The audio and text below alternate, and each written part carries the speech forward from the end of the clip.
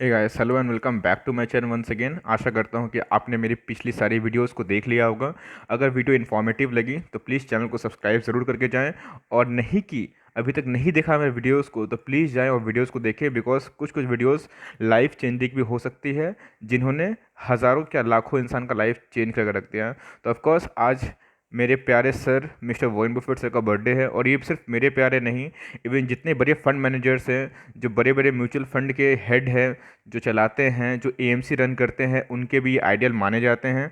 और अगर कोई आपको बोले कि आइडियल मेरे आइडियल बुफेट सर नहीं है, मे भी हो सकता है कि उनका आइडियल बुफेट सर ना हो, बट अगर वो बोले कि नहीं मैं बुफेट सर को नहीं पहचानता हूँ, या तो वो पागल बना रहा है आपको या खुद पागल है।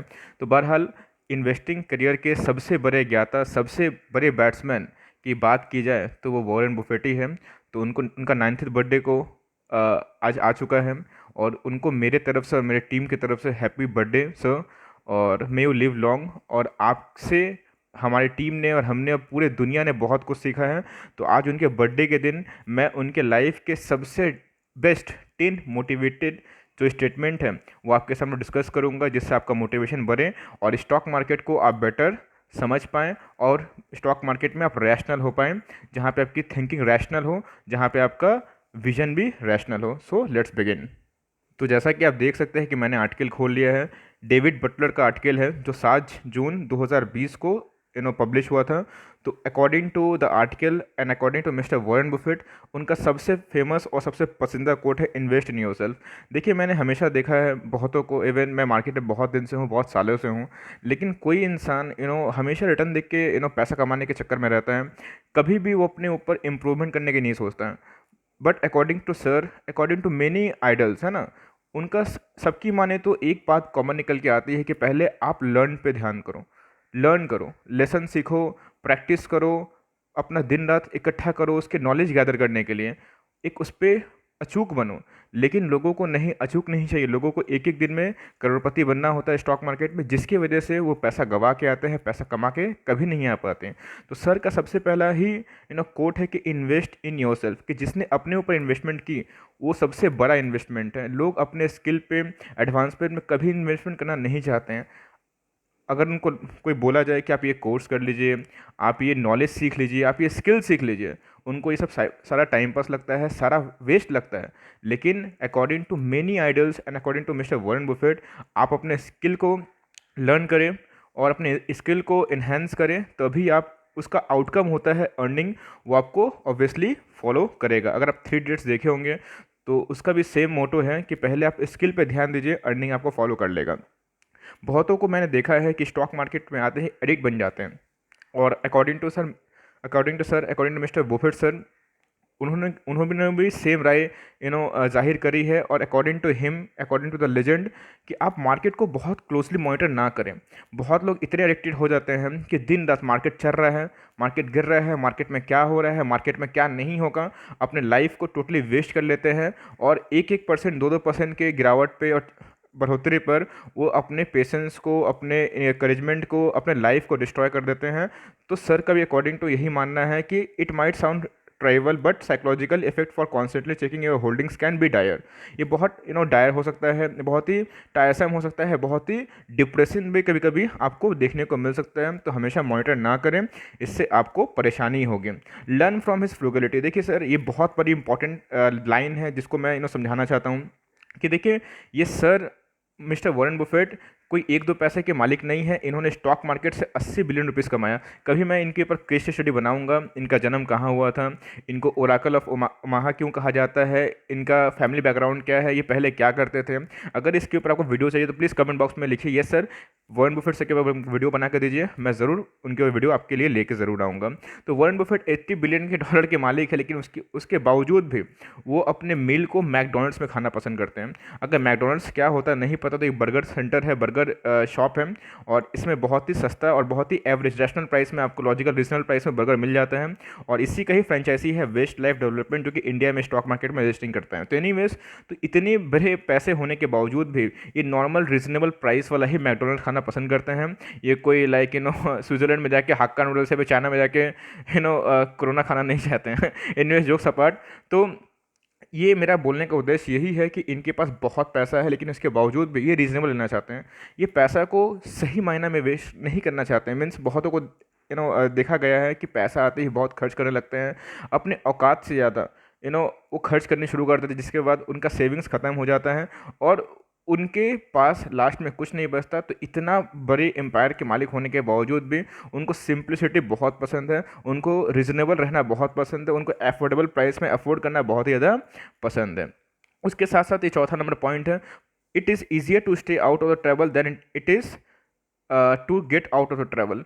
मीन्स सिंपल सा बात बोलते हैं कि ट्रैवल से निकलना बहुत ही आसान रहता है, बल्कि ट्रैवल में पड़ना।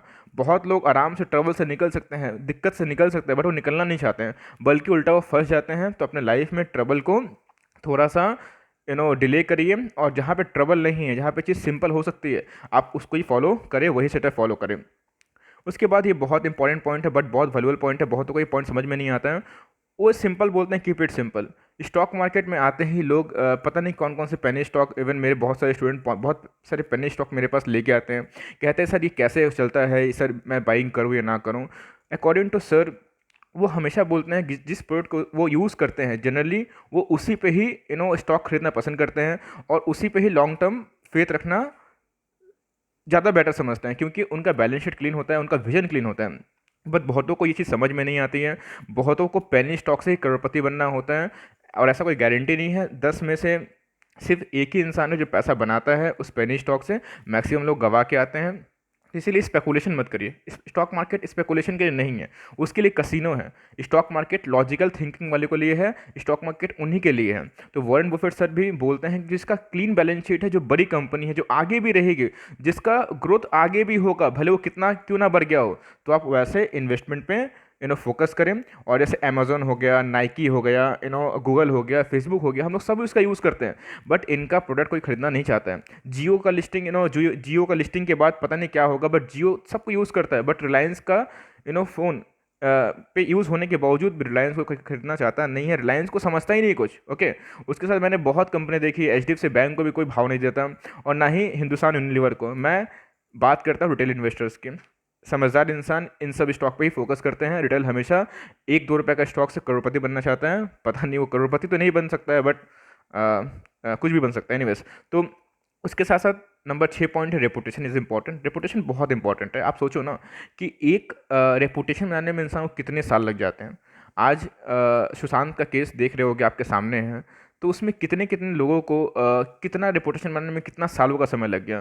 लेकिन आज जब पोल खुल रहा है उनके बारे में, तो आप देख सकते हो कि उन लोगों का रेपुटेशन का क्या धज्जिया उड़ गया। तो इसीलिए कभी वैसा काम ना करो जो आपको रेपुटेशन को ख़राब कर दे, वरना ऐसा हो सकता है कि आपको रेपुटेशन की वजह से आपका सारा करियर ही खराब, चौपट पड़ जाए। बुफेट सर का एकदम फेमस ये कोट है कि 20 साल लगता है रेपुटेशन को बिल्ड करने में, और 2 मिनट भी नहीं लगता उसको वेस्ट करने के लिए। आपके सामने बहुत एग्जांपल है, आपके सामने माल्या जी हैं, आपके सामने वो नीरव मोदी जी हैं, जिन्होंने बहुत सारे पैसों को घोटाला किया, और आज देखो उनका रेपुटेशन क्या है। इतने बिलियनर होने के बावजूद भी उनको सब चोरी कहता है।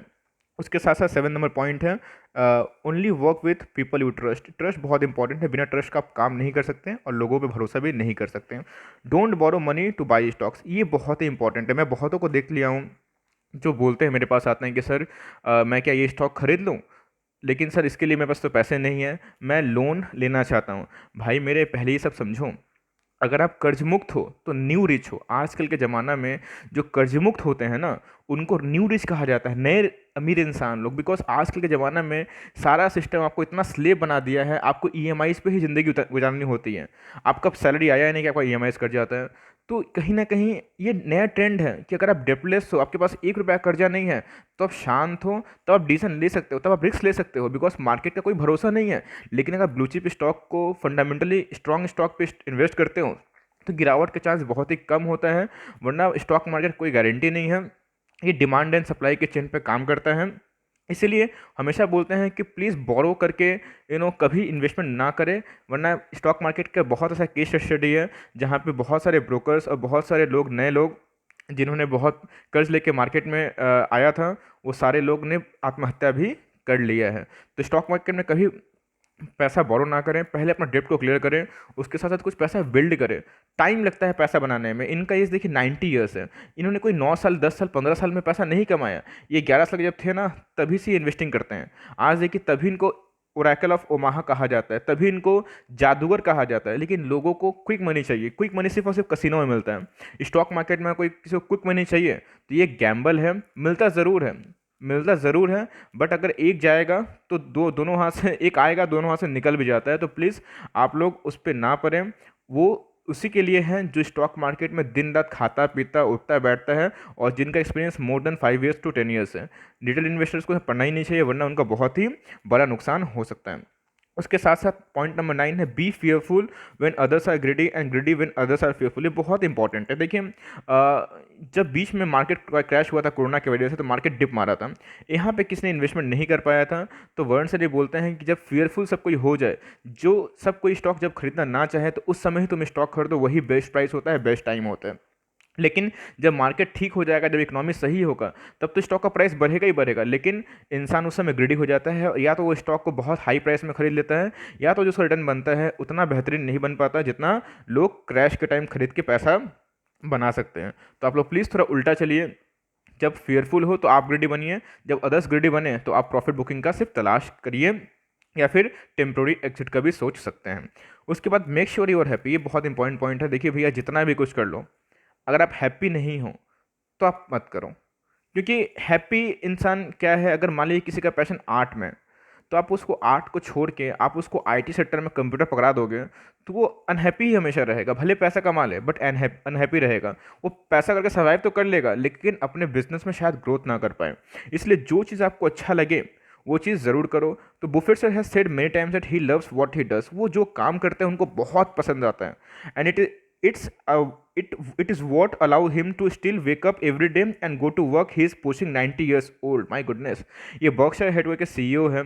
और बर्कशायर हैथवे क्या है आपको अगर पता नहीं है, तो मैं हमेशा बहुत बड़ा फ़ैन रहा हूँ इनका। तो मैं इनके ऊपर केस स्टडी जल्दी ही आपके सामने लेकर आऊँगा। अगर आपको पसंद है तो प्लीज़ कमेंट बॉक्स में ज़रूर लिखिएगा। तो उसके साथ साथ ये इनका 88 ईयर्स ओल्ड हो चुका था जब ये आर्टिकल पोस्ट हुआ था। आज ये 90 ईयर्स के हो गए सर।